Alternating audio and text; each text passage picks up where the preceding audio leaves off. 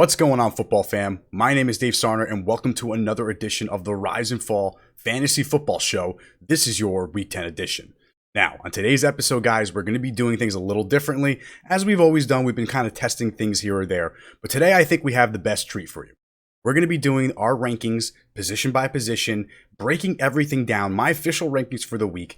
We're going to have DraftKings prices. We're going to have average points per game per player. We're going to be talking about the matchups, if it's going up against a good defense or bad defense. And we're going to break all of that down for every position here in 4 different episodes.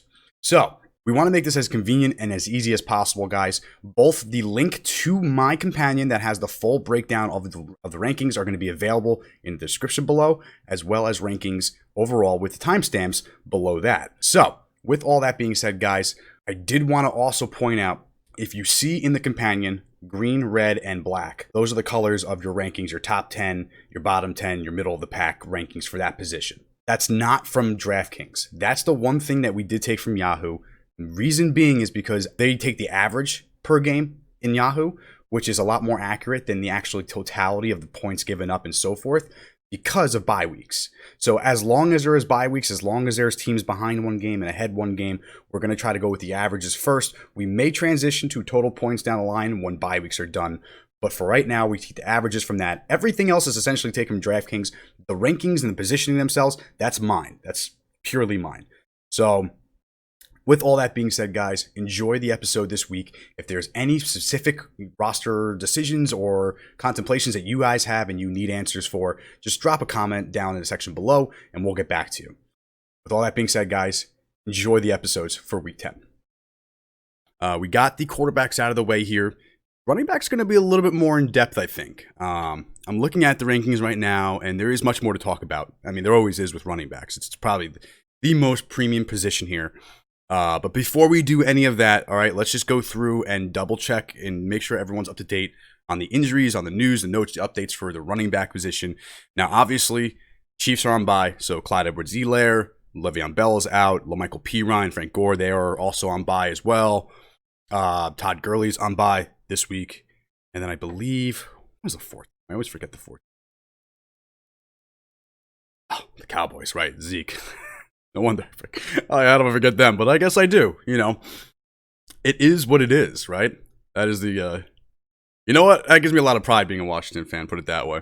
Anyways, so going back to our running back rankings here, outside of the bye weeks, guys, we have, let's see here. So we got David Johnson out, okay, officially with the concussion. David Johnson out, guys, officially with the concussion. David Johnson out, guys, with a concussion. Duke Johnson in. That's official. Joe Mixon is doubtful for this game. Chris Carson, I would say 50-50 for Chris Carson. David Montgomery is sidelined. He was sidelined Friday. We'll know today for sure, I think, if he's going to be in or out. If he's out, listen, I had Ryan Nall in my rankings, but apparently, and I can't stress how annoying this actually is, Cordarrelle Patterson would be the workhorse based on some sources I've gotten or I've seen from Chicago that cover the team. Guys, I'll be honest with you, even if he is a starter, it does scare me, and I do think Ryan Nall will get involved here. We've seen Cordarrelle Patterson. We know what Cordarrelle Patterson is. The only people that just don't or are fooled by the illusion at this point are Chicago Bears head coaches, right? So, but let's get into the rankings here, guys. So let's start with our top 10. All right, so we talked about it. David Johnson, right? Joe Mixon out. Chris Carson potentially out. David Montgomery potentially out. Kenyon Drake potentially out.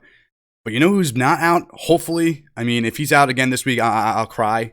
But he's good to go finally. He looked good last week. It looks like they limited his touches just for probably security reasons. Aaron Jones, baby. Give me all Aaron Jones all day if he's healthy against Jacksonville this week. Jake Luton is a quarterback there, guys. And whether this game is a blowout or a shootout, I think Aaron Jones has that value, as long as it's not a quick blowout, And I don't expect that to happen, especially if Jair Alexander is out. And, I understand it's one corner, but, trust me when I say that corner is a pretty damn important corner. And for a rookie quarterback that can air it pretty deep, that can have shootout potential. And either way, I like Aaron Jones there. Might even like Jamaal Williams as a much deeper play if you needed to and you're desperate. But Aaron Jones is number 1 on my board this week, guys, and I have him over Dalvin Cook. I have him over Alvin Kamara. I have him over everyone else. I really just like this matchup more. And let's go look at the stats here. So the Jacksonville Jaguars are letting up the 6th most points to running backs. I mean, that's rough, man. First of all, Jacksonville's letting up points to everyone. Just to give you an idea, they're letting up the 3rd most points to quarterbacks, the 3rd most points to tight ends, 13th most points to wide receivers, and let's be real, we're not going to worry about Devontae Adams in that situation. He's a must start. And that tells me a running back. You got, Jacksonville Jaguars at number 6, top 10. And this is what I love to see. Here is where they're letting up a lot of yards here. I think both these teams are. Yeah. So both these teams have a theme. And that is running backs and receptions. So if you're in a half-point, full-point PPR, especially this week, Aaron Jones is absolutely your number 1 guy. I know Alvin Kamara has been the receiving king from the running back position this year, but listen, Aaron Jones, Jacksonville's averaging around giving up about 99 yards every week, a touchdown, right? 6 catches and 44 yards to receivers, which is one of the highest receiving running back totals that I see on the board here. So Aaron Jones here comes at number 1, as we said, 7,100 on DraftKings. And if you guys want to know the rankings for this, the link is in the description below. So you can actually look at this companion that I utilized for these rankings. It comes with salaries, schedules, average points per game in DraftKings, as well as color coordination for the rankings and telling you if it's a good defense, bad defense, or an easy defense. So we have those scenarios here. At number 2, guys, we have Dalvin Cook. Shouldn't be that much of a question mark. If he wasn't number 1, he's going to be number 2. Chicago, tough against the running back, but it's Dalvin Cook, so you're not going to take him out of the lineup. Alvin Kamara, and this is kind of one of those same situations, right? Like San Francisco, yeah, they're tough against the Saints or the running backs in general, blah, blah, blah. Okay, well, you know what? The Saints look really good finally. They're the healthiest they've been all year. And they kind of just beat the crap out of Tampa Bay and just really took it to them. 38-3 is nothing to joke about. So they have another divisional game, or not a divisional game, but another conference game this week, going on the West Coast now to play one of those West teams that are really, really good when they weren't injured all over the place. So the unfortunate thing here is that no Jimmy Garoppolo, no Kittle, potentially no Deebo Samuel, and no Raheem Mostert back still, even though Tevin Coleman's played or Jerick McKinnon's played pretty well in their place and some of this. It's just nothing I can trust here, guys. So with that being said, guys, Alvin Kamara at number 3. Tough matchup here, but it's Alvin Kamara. And just to give you guys an idea, San Francisco to running backs, letting up about 5 catches for 36 yards, 6 targets, 68 yards rushing on 19 carries. Now, they're really pretty good against the run. Reality is, if you go and look at Kamara's stats, he has not had over 100 yards rushing all year. In fact, the last 3 games, he had 40 last week, 67 the week before, and 83, which is his season high. So if you want to sit here and ask me, well, Dave, are you worried about the running backs and Alvin Kamara? 19 carries for 68. Who gives a shit? Alvin Kamara isn't making his money this year on the running back or running the ball between the tackles to a degree. He's making his money in the receiving game, and I know that's going to go down a little bit with Michael Thomas and company back here, and so that could limit him, and that's kind of what I feel like happened last week with the 13. It was probably one of his lowest outputs of the year, but I'm pretty comfortable with him to still have a pretty good game this week. Just be mindful. I will say this about Alvin Kamara. If you're trading for him, or if you're not trading for him, if you're playing against him, he has some tough matchups coming up. He has San Francisco. Now, sure, he has Atlanta the week after, so that's a good matchup next week. But then he has Denver, Atlanta again. But then he has Philadelphia, KC, and Carolina in week 17. Obviously, most likely all of us are done by then. He'll have Minnesota in the championship, which isn't terrible, but it's not the greatest in the world. I mean, only certain teams rush that well against them. So it's not the best schedule in the world for Alvin Kamara moving forward. So just keep that in mind if you're banking on him to put up these beginning of the year numbers, right? James Conner, guys, comes in at number 4 here. He is probably my favorite guy matchup-wise outside of maybe James Robinson in the top 10 and Aaron Jones, obviously.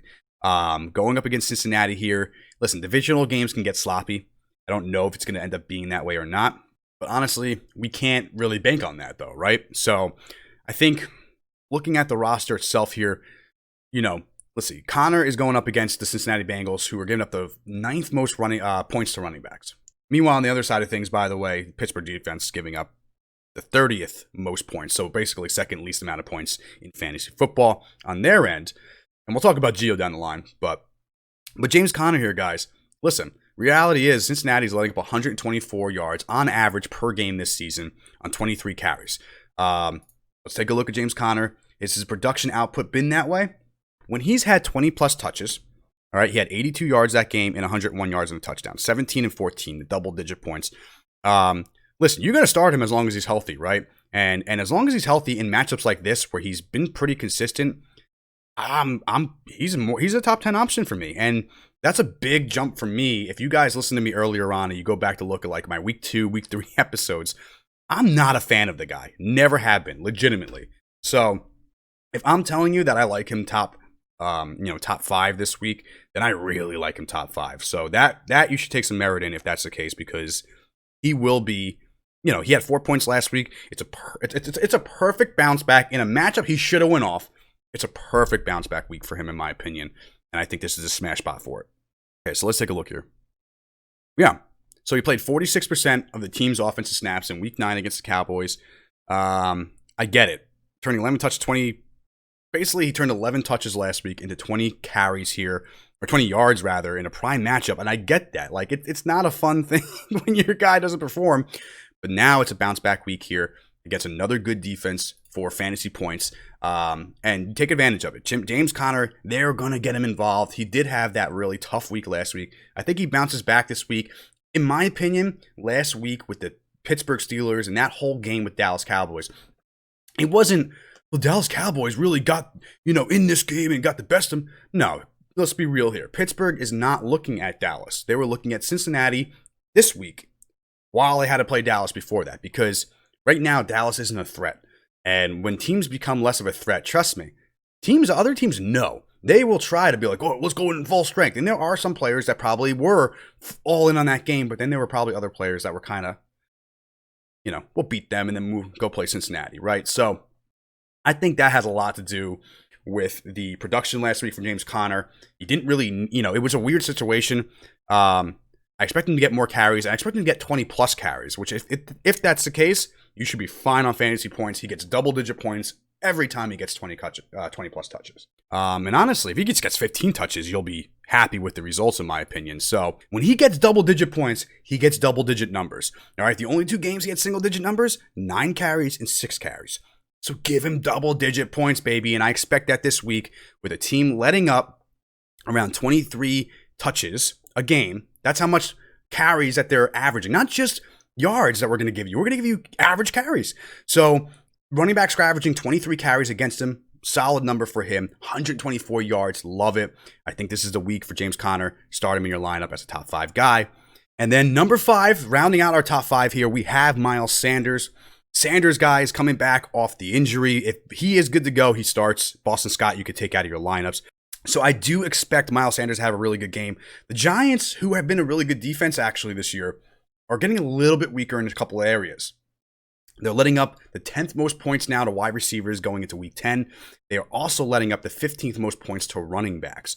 So 20 carries on their end, 80 yards. They're also letting up 6 receptions for about 56 yards.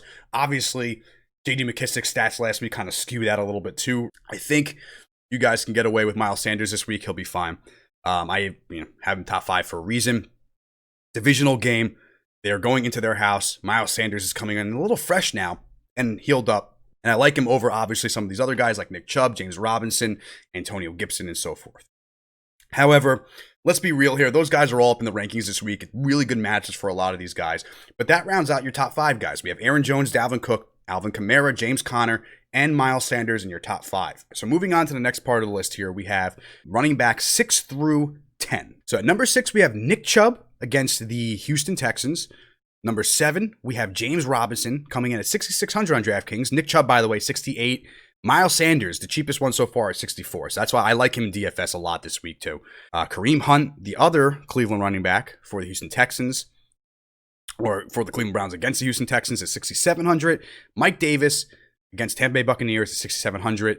And Antonio Gibson sneaking ahead of Leonard Fournette At number 10, I mean, listen, I know you're going to look at the hat, you're going to look at the poster and say, well, that's bias. We'll get to it. I'll tell you why.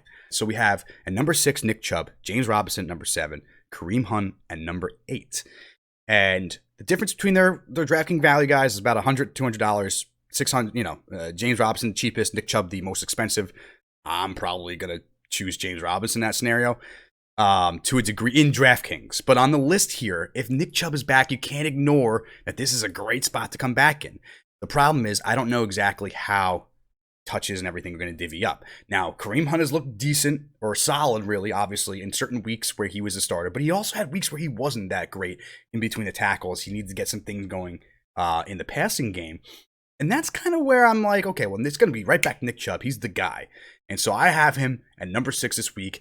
I am being a little cautiously optimistic with this, though. We just don't know if he's going to be on a snap count, right? We don't know if he's going to be, perfectly healthy. But from what I can tell here, all right, I'm looking at this status. Let's see. It's November 13th. So this was yesterday on Friday. Chubb wasn't on Cleveland's final injury report. He hasn't been activated yet from injury reserve. So they're going to huddle with all of them before clearing him, if available. So we don't know yet. So it's still not 100% that Chubb is going. But right now, if Chubb is going, he's number 6, and Kareem Hunt would be number 8.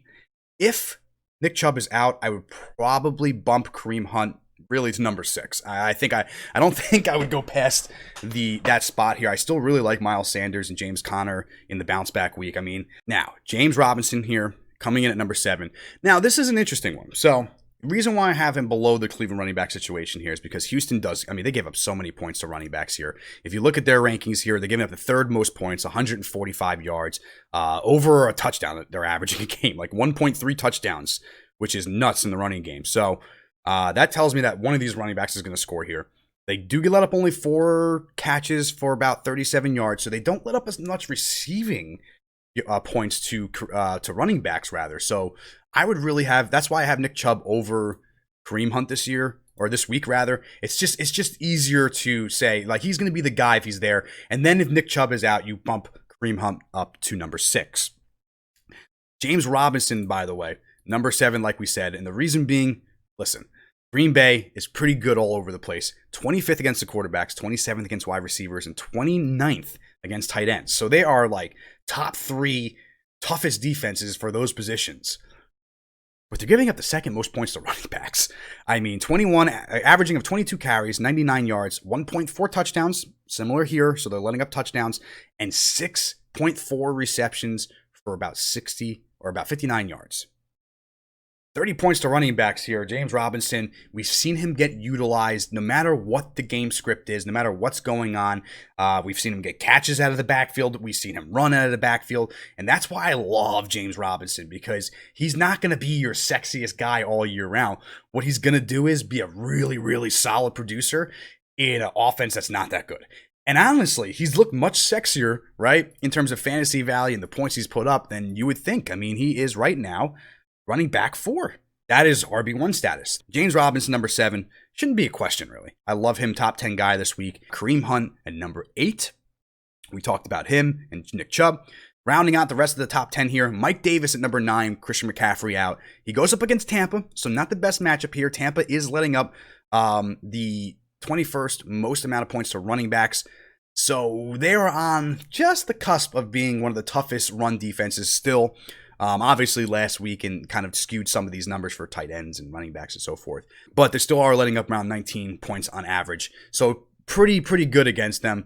That being said, though, Mike Davis, last week you can do that. You got to hope that he gets the receptions. You got to hope that he gets the volume and the looks, and hope that this defense is covering these receivers well enough that he's going to get the kind of check down routes. Let's be real. They don't use tight ends, so it would be him, right? And then Antonio Gibson.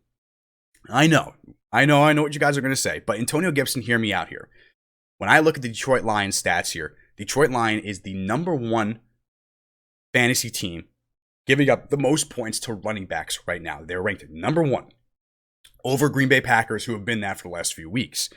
They are letting up an average of 27 attempts for 135 yards and 1.5 touchdowns, on top of around just about 5 catches for 52 yards. 32.71 points they're letting up to running backs, the most in the NFL. What this all tells me is, A, the runner in this offense is where you want to have the production. 134 yards rushing, their number one rush team. They're letting up to receivers, by the way, 171. So not that much more to wide receivers here. Terry McLaurin's obviously the only guy that you're going to worry about from a receiver standpoint, realistically, with this team. And obviously J.D. McKissic, he had the 14 targets last week. And I know people are freaking out like, oh my God, we need to pick up J.D. McKissic. Listen, I'll be real with you. The Washington football team is going to want to control the clock. All right, Alex Smith is a quarterback. They want to establish the run. And it's not going to be J.D. McKissic or Peyton Barber. It's going to be Antonio Gibson. He's fine. There was a little small injury scare earlier in the week. He's good to go. And I heard encouraging things about Ron Rivera. They still really like him. Last week was more game script. And the fact is that J.D. McKissic is the better pass protector. And it's very obvious. I mean, I think the PFF grade was like 80 to like 19 for the two of them, right? So that is why you're going to see J.D. McKissic on third downs more. I don't think we really ever seen Antonio Gibson on third down a lot this year. So don't be worried about that. I think game script is going to be a little bit better without Kenny Golladay. The running backs on the other side, if there's one weakness with Washington's defense, I believe, it's the tight end position. So TJ Hawkinson can have a decent day here, but they are 23rd against running backs, 32nd against wide receivers. You already lost Golladay, so that's not a good one. And 24th against quarterbacks. So that tells me that this game could be a much more evened out game, more of a tooth and nail shootout kind of thing. A lot of running. AP, they're going to want to try to get him involved. And I know AP wants to get a touchdown against this team. That kind of just let him go out of nowhere this year. I don't agree with that, by the way. I still think we should have Adrian Peterson on this team. But that's my bold prediction of the week. I do love him. In a full point PPR, he's averaging 13.7 yards or 13.8 points a game. I'm cool with that. Antonio Gibson, only time this season, guys, he's had 20 plus carries. Just so you know, he had 121 yards and a touchdown and had a 20-point game. So if he can just get carries this week and get more than 15 carries or 14 carries, Antonio Gibson is going to have a decent game for you. So that's rounding out the top 10 guys, but moving right along here. So the guys that just missed the cut here, but are still essentially starters in 12-team leagues as RB1s this week, in my opinion. Number 11, we have Leonard Fournette.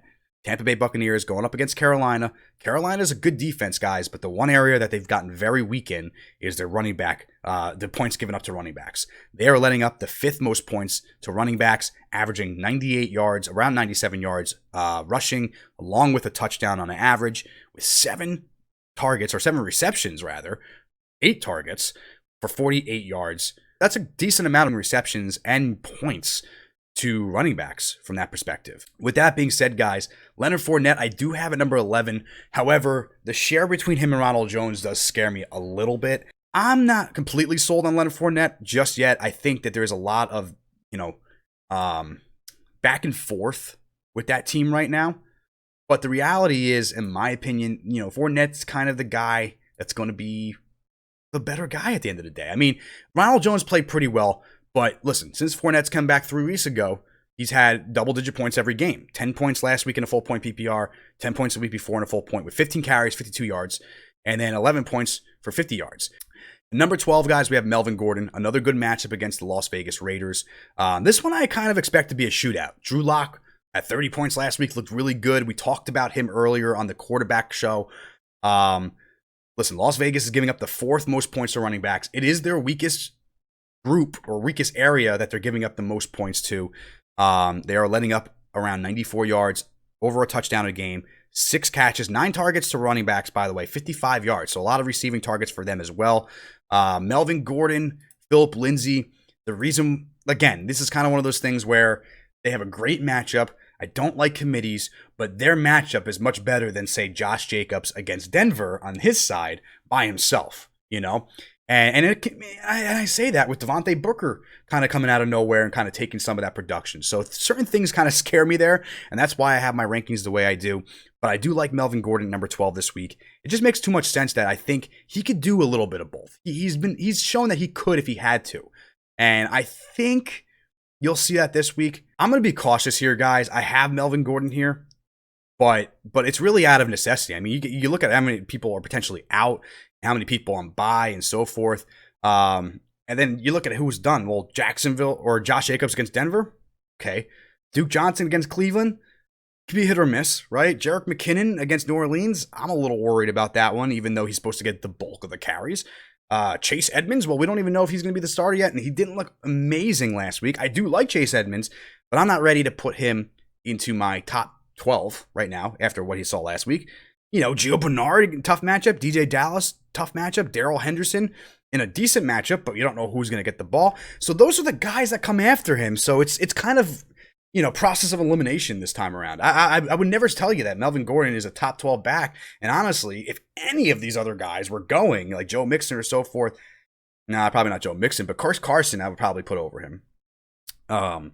So I'm not really thrilled about putting him at number 12 here, but he does get a good matchup here. It could very well be Phillip Lindsay's show, so just be mindful if you're going to go with him. But I do expect him to have I think he'll have a good game here if the game script can go his way. Number 13, guys, we have Josh Jacobs. Tough matchup. He's on the other side of this matchup here. Really tough matchup here, and I want to put him higher, but I just can't. It's their toughest position group. They're giving up only 17.5 fantasy points overall to running backs on a weekly basis. 23 attempts for 92 yards for them. About 5 receptions for 35 yards. Listen, Josh Jacobs has been okay.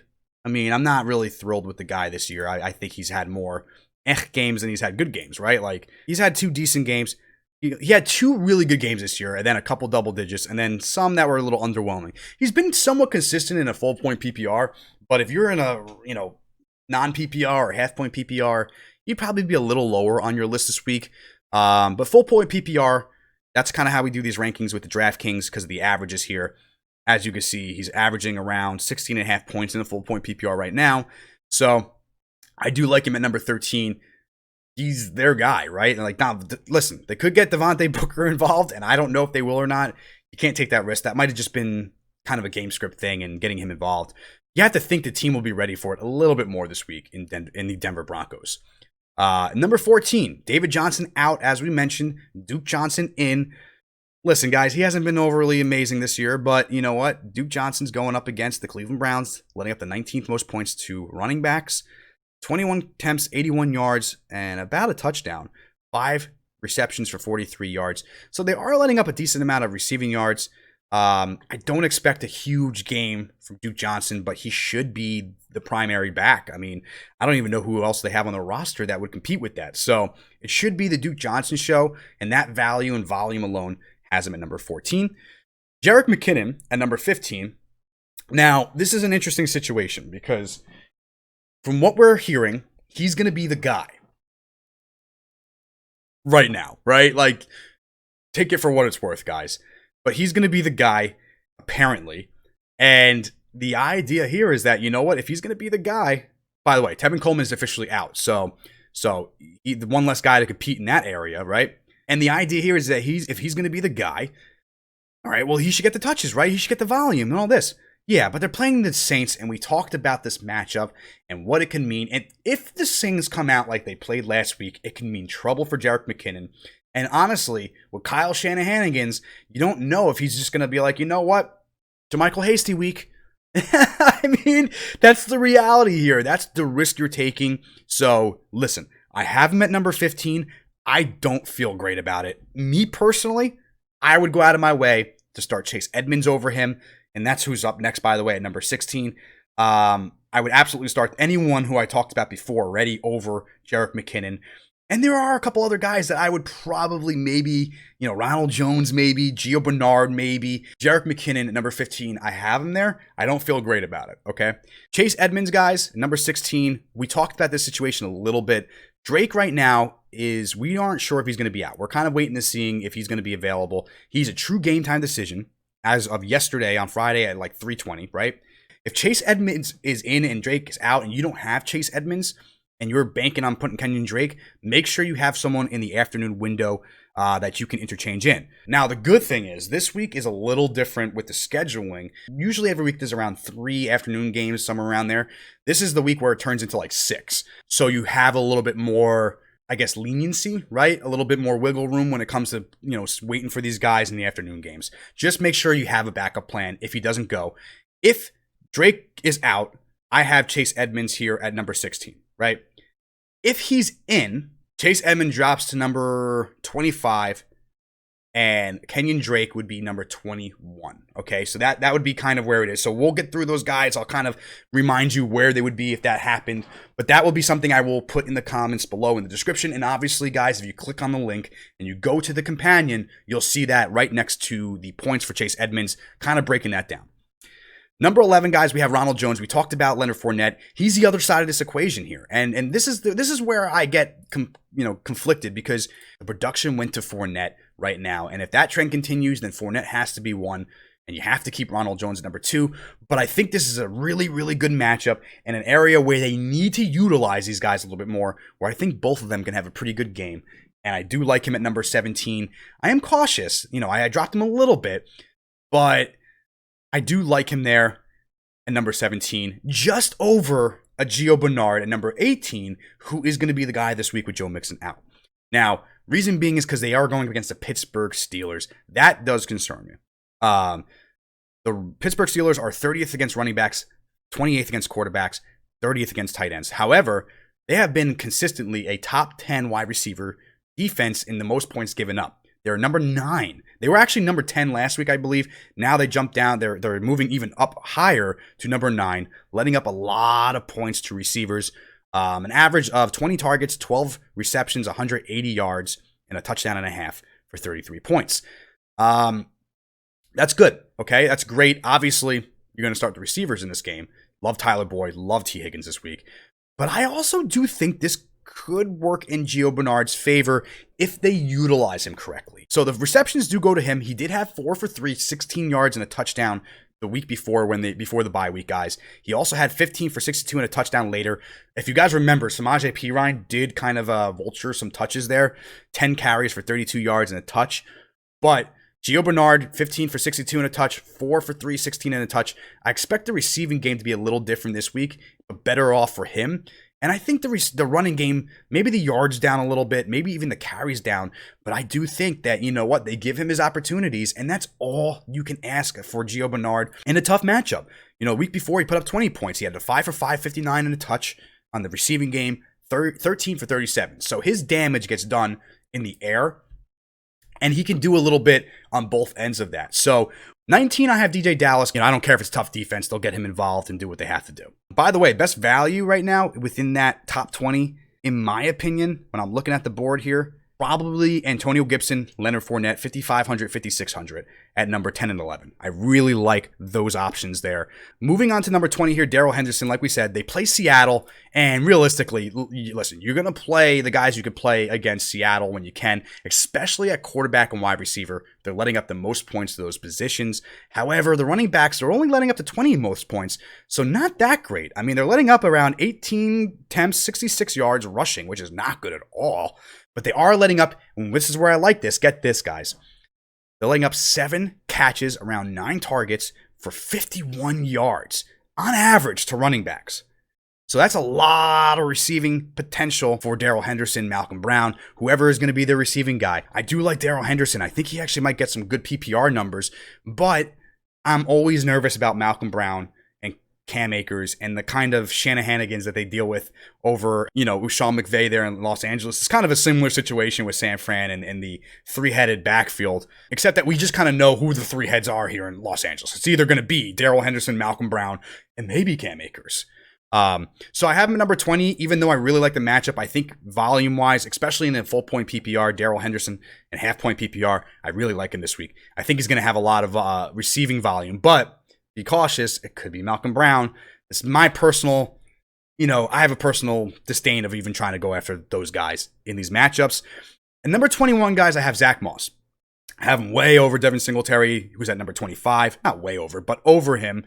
Zack Moss is really coming on a little bit stronger now than I've seen in the last couple of weeks, right? We finally are starting to see him, since he's come back healthy, starting to take over here. Week 7, he outperformed Devin Singletary. Week 8 here, let's take a look here. He outperformed him again by 10 points.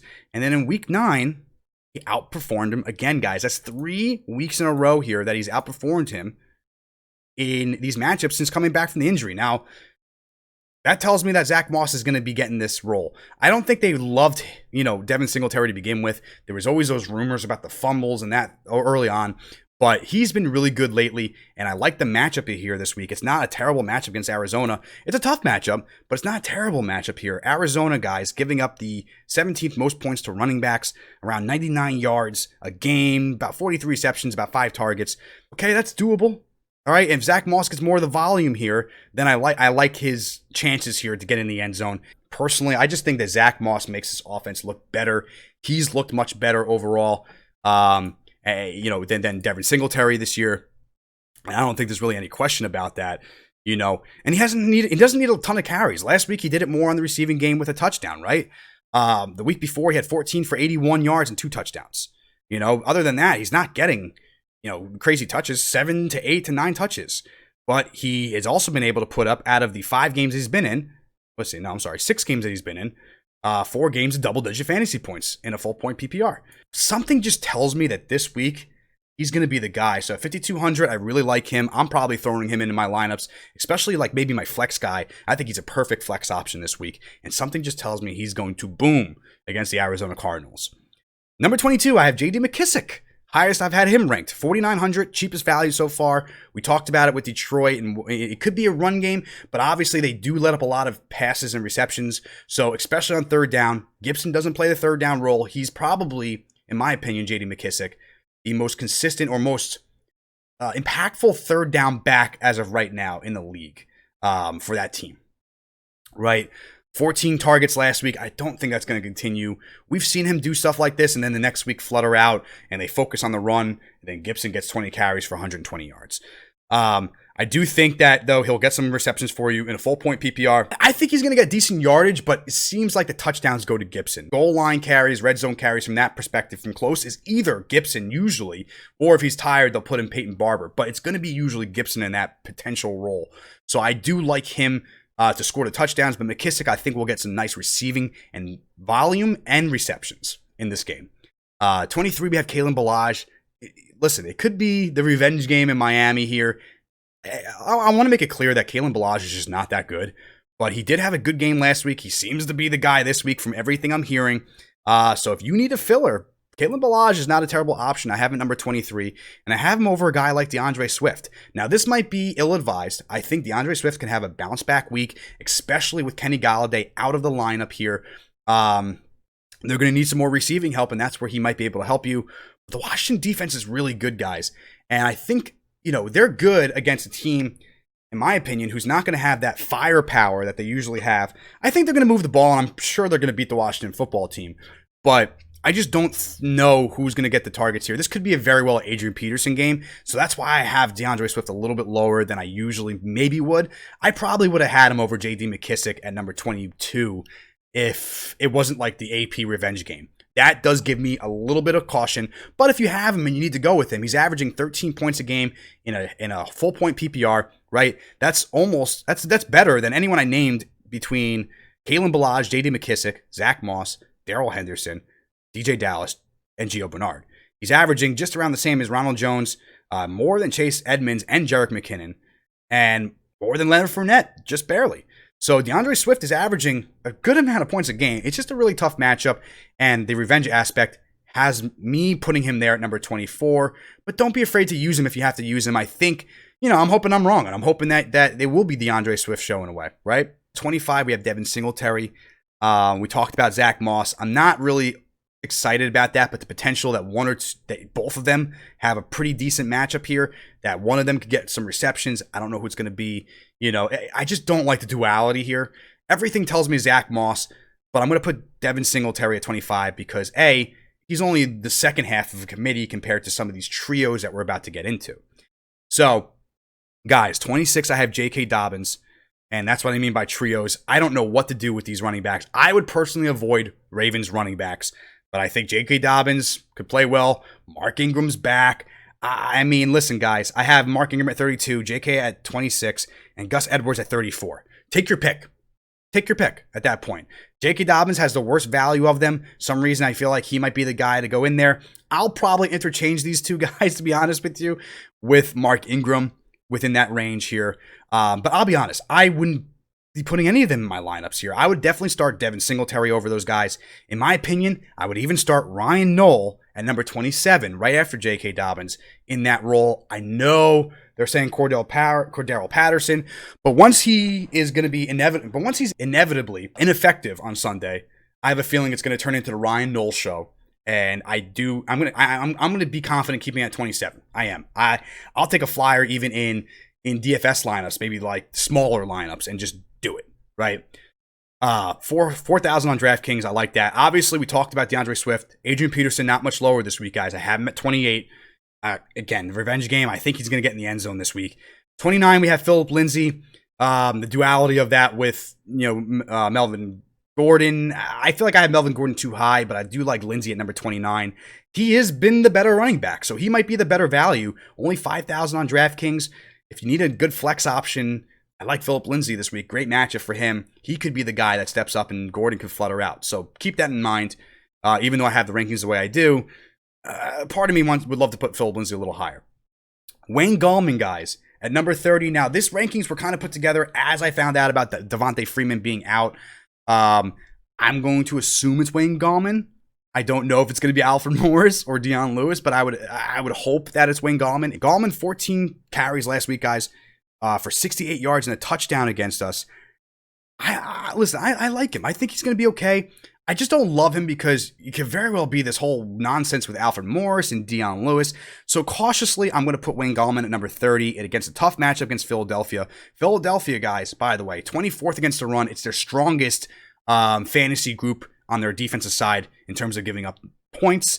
Damien Harris at number 31, guys. Tough matchup for the New England running back against the Baltimore Ravens. They are really good against the running backs right now, guys. And this is where I don't like this matchup. I would be sitting Damien Harris. Ready? 18 carries are averaging 77 yards rushing, 0.4 rushing touchdowns. Damien Harris is a sit and a half this week. You do not put him in your lineups. And I think 31st might be too high for him. 32, again, Mark Ingram.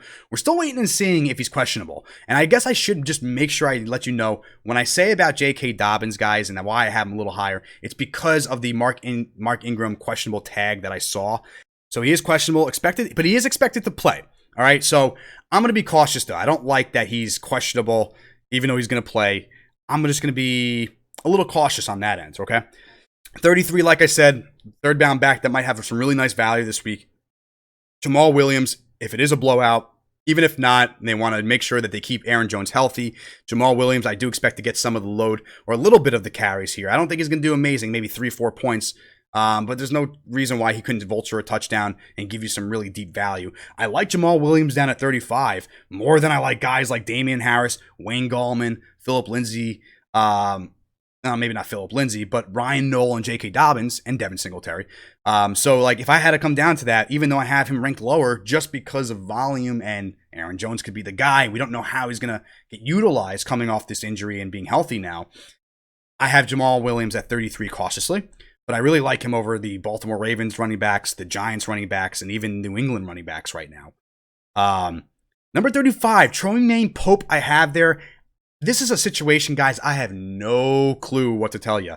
35-36, the Chargers running backs, Josh Kelley, Troymaine Pope. I don't know if there was the Neighbors is going to be going maybe or whatever. Listen, I'll be honest with you guys. Josh Kelley has looked awful as the guy. It's very clear that Austin Eckler is the guy that needs to come back here. He is their best running back, and it looks like he's close. Could be it could be a couple of weeks here, 1 or 2 weeks here, from what he said on his Twitter account or Instagram account. But that being said, guys, I am going to take a hard pass on the Chargers running backs. I'm not touching them. I have 35 Troymaine Pope. I can't say his name. It's my voice wants to say Troymaine and like go really high with it, but Troymaine Pope, Joshua Kelley. I'm not trusting that this week, guys. Part of me would trust Malcolm Brown over that, based on what we saw with the receiving game and what we talked about with Darrell Henderson. I would really debate putting Malcolm Brown over those two guys. In fact, while we're doing those ranking guys, I'm actually going to do that because, in my opinion, it makes too much sense. Malcolm Brown needs to be over the Chargers running backs this week. Even in a good matchup, I have no idea who to tell you to start. And it just wouldn't do it justice if I'm sitting here telling you to start him when I wouldn't do it, you know? So let's just make that quick change here. So we move Troymaine Pope to number 36, Josh Kelley to 37, Malcolm Brown gets bounced up to number 35, okay? And I honestly think I'm going to move Damien Harris down, guys. I don't, you know what, just out of respect because he could get the goal line touch or some shit like that, I'll keep him there. But it's tough. It's a tough trust this week, especially 77 yards in rushing, and that's all the guy does. Not exactly my favorite stat in the world. So with that adjustment, guys, we have Malcolm Brown at 35, Troymaine Pope at number 36, Josh Kelley at 37, Alfred Morris 38, Dion Lewis 39, James White at 40. These are all guys in the 4,000 range on DraftKings, by the way. Jordan Howard at 41. Again, Kalen Ballage and company, and on that other side, this side, we don't know if it's going to be Dwayne Washington or DeAndre, whatever Washington they got. I have no idea who to tell you to start for the Dolphins, but Jordan Howard did get the touchdown last week, and it could be somewhere where they need help. Ending out the running backs here, guys: Lat Murray, JaMycal Hasty, Sony Michel, Devontae Booker, okay, Kerryon Johnson, and then Rex Burkhead. Listen, I'm hoping you guys don't have to use anyone from 36 down, really 35 down with Malcolm Brown. But if you do, it's kind of a crapshoot down there. So that is my rankings, guys, for you here in week 10 for the running backs. And if you guys have any questions in particular, any matchup decisions that you need answered, any trade scenarios or so forth before your deadlines, drop a comment in the section below. We'll get back to you as soon as we can. I'm pretty much at my computer all the time now, so I'll be able to get back to you and help you out with your lineups before week 10 starts. With all that being said, guys, good luck on your matchups this week. We'll talk to you next week. And hey, listen, enjoy the matchups for week 10.